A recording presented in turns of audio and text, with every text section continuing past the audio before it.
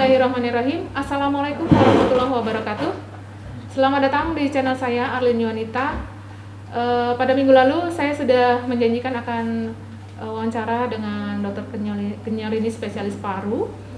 Dan kita akan membicarakan tentang coronavirus yang ada terutama di Wonosobo, juga di Indonesia, juga di dunia. Untuk itu kita langsung perkenalkan saja, yang mana sih dokter Kenyarini spesialis paru itu? Dokter Kenyarini, silakan. Oke, gimana kabarnya dok hari Alhamdulillah, ini? baik, sehat. Sehat ya. Jadi kita memang mau membicarakan tentang coronavirus ini dok ya. Sebelumnya saya sampaikan data per 9 Mei 2020 di dunia ya sudah ada 4.007.819 orang yang terinfeksi coronavirus. Kemudian ada 1.376.235 yang sembuh. Kemudian ada kematian 275.810 dan kita hitung angka kematiannya adalah 6,8%. Bagaimana dengan data di Indonesia? Data ini kami ambil pada tanggal 8 Mei 2020 jam 12 yang terakhir. Kasus ada 13.112 kasus, kemudian yang sembuh ada 2.494 orang, dan yang meninggal adalah 943 orang. Jadi yang meninggal proporsinya adalah 7,1% dokter, jadi hampir mendekati dengan coronavirus yang ada di dunia. Oke, untuk membahas tentang ini kita bincang-bincang ya dok, ini ada question and answer ya. Oke, yang pertama ada coronavirus ini ada beberapa istilah yang perlu diketahui oleh para pemirsa ya. Ada OTG, ada ODP, ada PDP. Itu definisinya mungkin bisa dijelaskan gamblang gimana dok? Ya, sudah banyak sekali ya istilah tentang ODP, PDP, dan OTG. Ya. Jadi OTG itu apa? OTG itu adalah seseorang yang tidak bergejala tetapi memiliki potensi untuk tertular COVID-19. Itu kalau OTG. Ya. Nah, kalau yang ODP itu adalah orang yang mengalami infeksi saluran pernafasan. Ya, contohnya adalah dia ada demam, ada gejala flu, batuk, nyeri tenggorokan seperti flu biasa. Cuman dalam 14 hari terakhir dia pulang dari negara terjangkit atau daerah terjangkit. Itu yang ODP, orang dalam pemantauan. Kalau PDP adalah pasien dalam pengawasan. Artinya adalah orang yang terkena infeksi saluran pernafasan berat. Ini berat ya. Kalau tadi ODP kan ringan dan dalam 14 hari dia pulang dari negara terjangkit. Tapi kalau PDP adalah infeksi saluran pernafasan yang berat disertai dengan adanya radang paru atau bahasa kedokterannya adalah bronkopneumonia atau pneumonia ya. Juga dalam 14 hari itu dia pulang dari negara terjangkit atau daerah terjangkit. Gitu jadi definisinya ya. Jadi pada prinsipnya adalah seseorang jika terpapar suatu kuman atau parasit ya atau virus misalnya akan mengalami beberapa hal. Jadi ada yang kebal atau sembuh, tidak sakit, ada yang sakit ringan, ada yang sakit sedang, ada yang sakit berat. Itu tadi yang dibagi dalam 3 hal tadi ya dok ya? Oke. Yang kedua ini klinisnya bagaimana dok untuk COVID ini? Supaya orang bisa tahu, oh jangan-jangan dia COVID misalnya gitu. Apa aja dok yang ada pada pasien? Ya, jadi gejala klinis atau keluhan yang dimunculkan itu dia seperti orang flu. Seperti yang tadi saya sampaikan, dia terkena infeksi saluran pernafasan atas, contohnya adalah ada demam 38 atau lebih dari itu, atau ada riwayat, jadi sebelumnya memang sudah ada demam, kemudian ada batuk, pilek, nyeri tenggorokan, seperti flu seperti biasa. Gejalanya hampir sama memang, cuman kalau yang COVID ini dia lebih berat dibandingkan flu seperti biasa. Jadi itu bedanya ya. Kalau misalnya flu, kita mungkin dalam 1 tahun mungkin mengalami flu orang bilangnya bukan flu ya, tapi common cold ya, ISPA. Jadi itu mungkin dalam waktu 4-7 hari sudah sembuh. Tetapi kalau COVID ini waktunya prolong ya, lebih lama lagi. Lebih lama. Dan ada kemungkinan menyembuh atau malah memberat. Oke. Sebetulnya siapa saja sih dok yang bisa terkena COVID ini? Apakah dulu sempat ada yang disampaikan bahwa anak-anak dan remaja itu malah bisa survive gitu, malah nggak terkena COVID.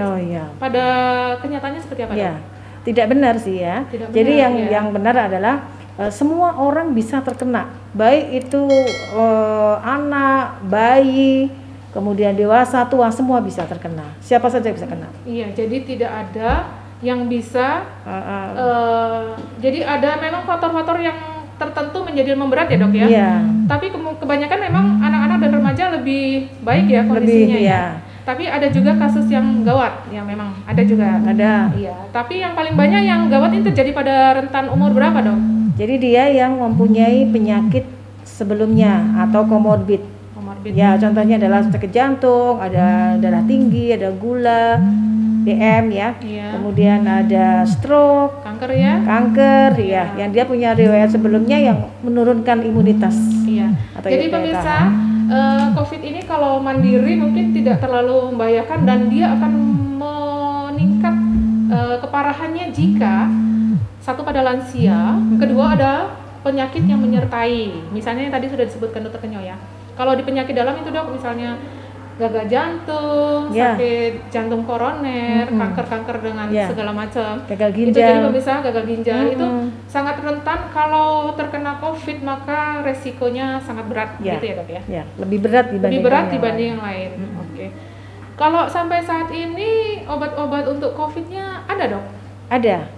Sementara di Indonesia sudah ada, tetapi memang kita berikan untuk pengobatan, jadi tidak bisa untuk mencegah. Iya.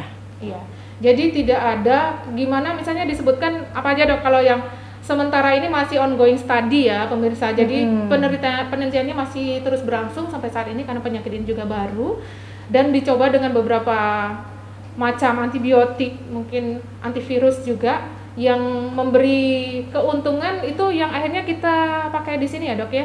Bisa sebutkan dok obatnya apa aja dok? Ya, yang dipakai adalah hidrokloroquine.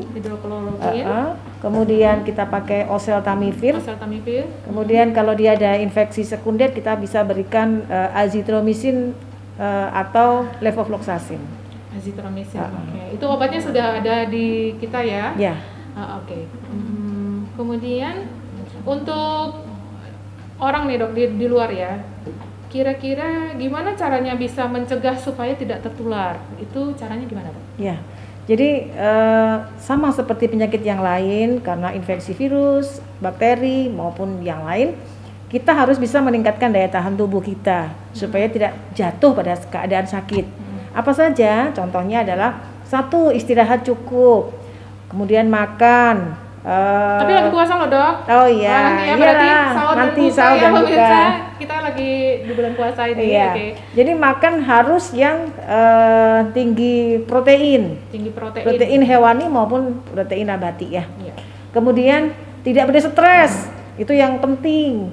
Karena stres ini bikin orang tidak bahagia, jadi gampang sakit. Iya. Jadi pemirsa, imun itu sangat dipengaruhi oleh kadar kestresannya. Jadi minggu lalu sama Dokter Twina udah sampaikan boleh tapi sedikit atau tipis-tipis aja kalau stres gitu ya. Ya, kemudian jangan lupa olahraga, kemudian cukup tidur. Kita harus ingat kita harus cukup tidur. Berapa jam sih? 8 jam. 7 sampai 8 jam. Kalau 12 jam lebih berarti Anda bayi. Bercanda ya. Jangan lupa ada lagi dok. Ya, apa tuh? Tidak boleh merokok dan tidak boleh minum alkohol. Bapak-bapak, Anda yang merokok, please stop. Jadi jangan mempertinggi kemungkinan Anda untuk kalaupun terkena virus corona di luar, semoga tidak menjadi sakit yang parah. Gitu ya dok ya? Iya, oke. Dan saat ini kami berada di ruang perawatan COVID yang ada di RSUD Suconegoro Wonosobo. Jadi saya sama Dokter Kenya nih harus pakai masker di sini. Kemudian kita juga berjarak 1 meter, sampai nggak ya? 1 meter sampai ya dok? Oke, gitu ya. Kemudian kalau lewat podi entry atau pintu masuknya tuh dari mana tuh dok? Iya. Jadi kalau kita bicara tentang virus, tentang baik itu virus, bakteri ya, itu bisa masuk melalui mata, lubang mata, hidung dan mulut.